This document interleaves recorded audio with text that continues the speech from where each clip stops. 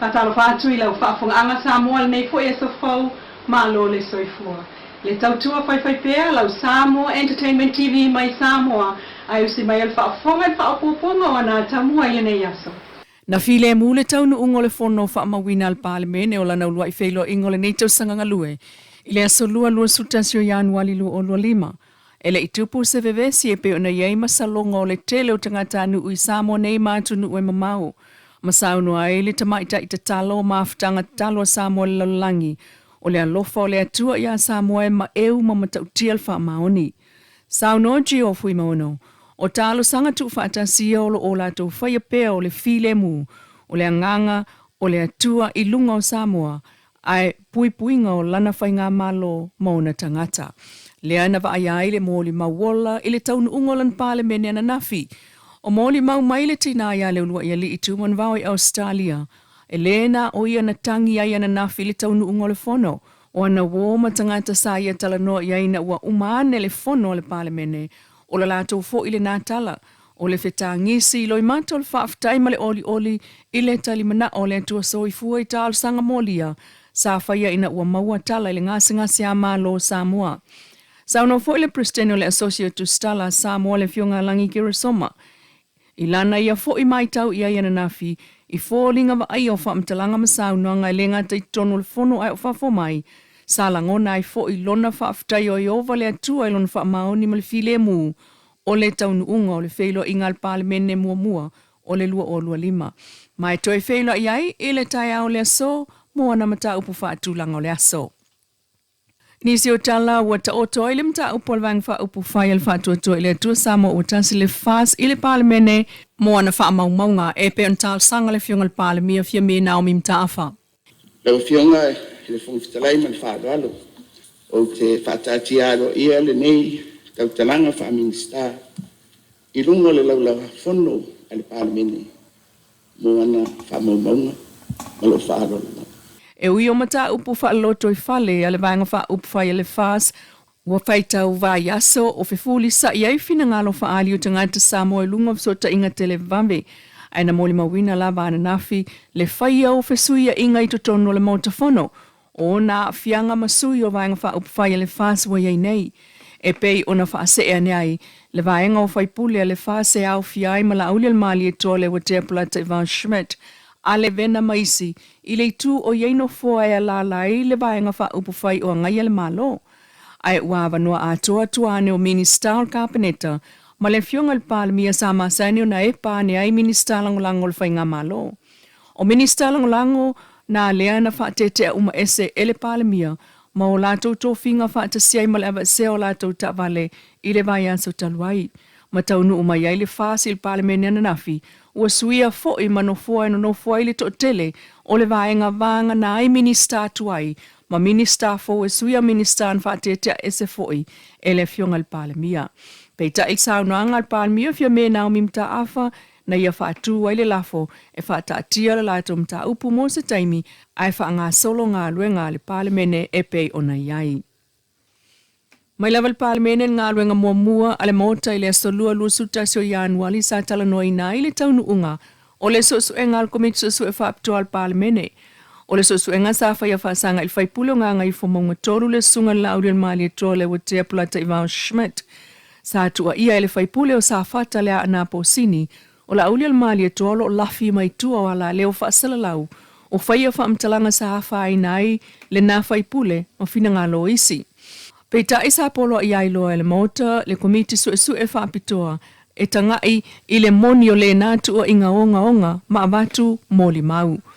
O le mta upule na leana tamua iai mta upul palemene nafi ma whaailoa tua I mamale sunga la ulil mali e toa ma nātu o inga. Sa langona whina ngā lo whaipule whaali ma muli ane ai toi whaalalo lalo le whaipule o sa whata I le mota ai o le sunga le lauli. Whamanurua tui lau fionga I le whongwhitalai. Ma si whai lau fionga I le tamaitai palemia. E mo le toi lau whatua senga I tātou palemene atoa. Ai whasili o nau manurua tui lau fionga lauli. I le tusai ma le mtahapu foi. O whenawhula foi ngai tono le palemene. Whatua se toi lau fionga. I se tala foi wa.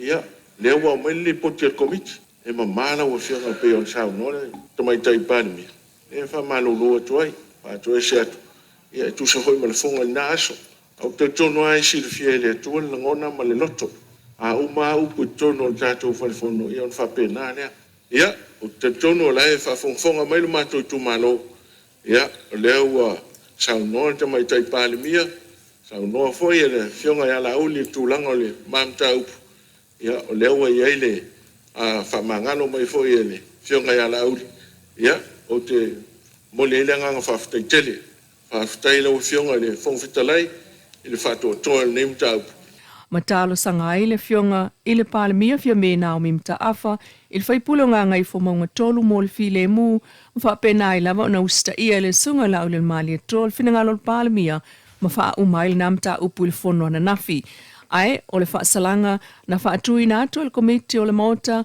ole fa malo lo mo aso fono e tolu ma uana I maua se tongi ole sunga le ana o vaenga na ole fono le mota na nafi na moni mawina le langona e Samoa atoa I nei mafafuatu le mafana fana o le atua ma le talia o tal sanga istaun unga e peo na moni mawina I lona filemu ile umane o le pale mene a Samoa na nafi. O whamawina I nei fo I tala whasol pitol pale mene o na nafi leo o le afionga I le la ulu mapsone tia whamuina I tia whau o le whaaloalo mai le tu malo o plauli le whaalwha ina ua tofia ai lona tamali I avea masui o le fono a sui tofia o Samoa po o le tasi o sui ao e tolu ia ino fua no foia o sui ao e peo na mana o mia le whaambai o Samoa ma wha umane ia ile pale mene I le awa uli nafi ina ua malolo ai le tau le tasi ma whaia whaalolonga o sua o I e tonga te tele o tai ngā sua ma teu tusi mafia fia na tau au atu I whaipule o le pale mene na iai e au fia ai ma le fionga le pale mia tai o le tua ngai minista ma whaipule o le mota sa iai tuangia o le tai ai o le tai fono o le vaeng whaupwhai e le fas le sunga la au le mali e toa le ana whaanatinati atu iai e le I awa I le taimi o whaalolonga le fionga le la ulu e ono whaawa wail nanga I whanua I le aso I le o sui ao a o wheilo iai le fono I le nei vai aso. Ua whasilingi ai nei le awa noa no fua o whaipule wa whaatete a ese ma le vaeng whaupwhai e le fas le whaatuatua I le atua Samoa watasi peitai. O sao noa manino le fionga le fonga fetalai o le mota papali ili o ta e umaspau. I le pale mene o le asolua lua tasi o Januali e faaiuga ili lona tulaga le mataupu o le fas mo na faipule. I le mamalu whaafonga mai o Samoa, o au tauri maina le tusi mai le vang whaufai a le whatotua le tua Samoa tasi. O le whateina o nisi o le vaenga whaufai e to ono o lo tono le kapeneta o whailo mai o lato suafa I whasalaunga whalau e tele mai o lato tūlanga I tono le vaenga whaufai whapea fo I mtawha I oi le kapeneta. O siringia I fo I le awa no o lato no foa I to tono le pane mene. Peitai. E ao na o whamanino. O lea la sanga, e lea mwhai le whongwhitalai, po le pane mene, o na whai se whai unga, e awa no ai o lato no foa le pane mene. O na ele tusai mai a inga, whai tu la fono. E lea afia whai o lato tiute am tofinga I tono le pane mene, e tusa ma le wha vae, ma isi tu la fono. O lato tiute I tono le kapeneta, e le o awhaina, e tusa mai a inga o le whawae. U whailoa mai fo I le tusi, le awa iato le malo, I le isi vaenga whawhai peitai, o te le whaongaina, se I longa wa iaini mautu, e whaamau ni ai. E iei fo I ala whaltu la fono, e whailawa no ia I lato, I whafo atu o le paremene. O tau fo I se lafo, o le whatu o tuaina, o te whailoa manino. I le wa ai al whongwhitalai, e le tarwhia ngai mo le nei taimi. E le mau ai se manuia mo le paremene. E ase file mu mo le tapo inga le atunu. O mtaupu uma e pe tulai mai ma a nginga I le nei vai tau.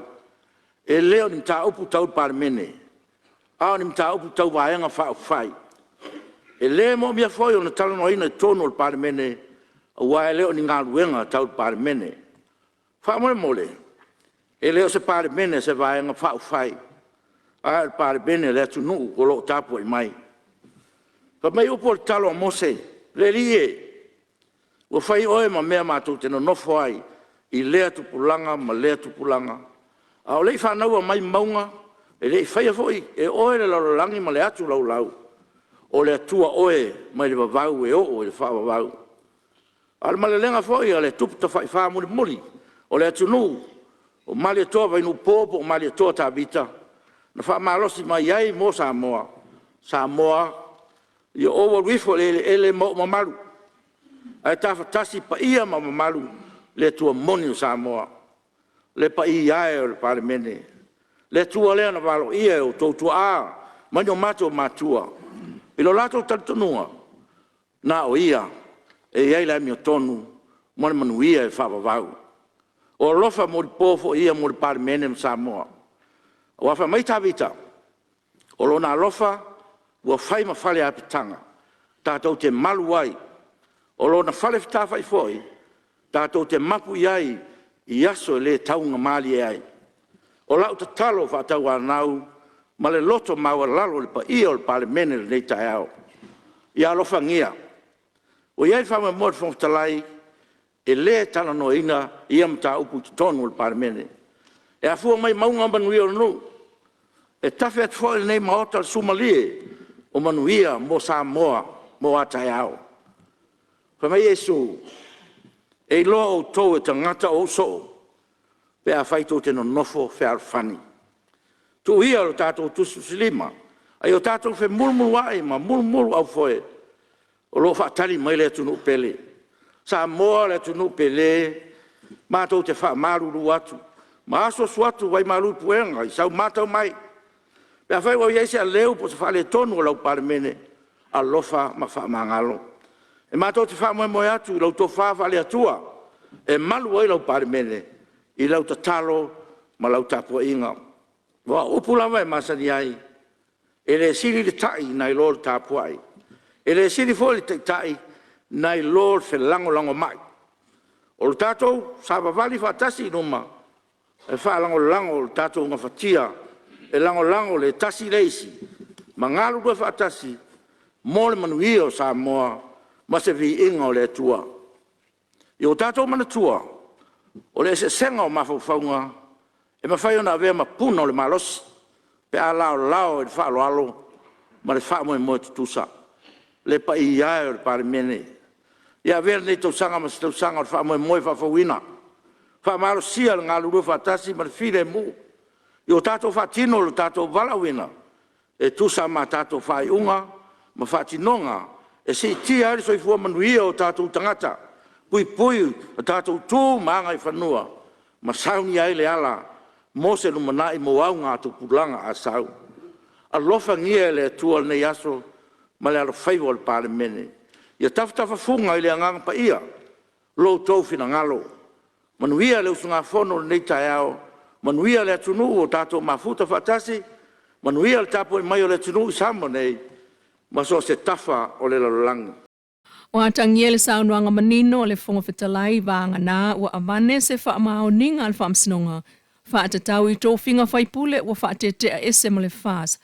Ona wha atoanga wa ailoa, ona ia whaia lana wha atatau. Wha ale fonga fetalai le wha awa wai ma le le wha awa wina ono whona whaipule to ono le whaas. Ua wha atetea ese au whiai le whionga le palemia, sui palemia, maisi minister sinia e to wha. Mai le vaenga wha upwhai le whaas. Angai le tautua whaiwhai pēa le Samoa Entertainment TV mai Samoa, ili nei fo I tula, mana atamua. Whaktai fo I le Wendy's design o lo I funga lei, mo le ofu mātango fie, ai whaasoi fo ia.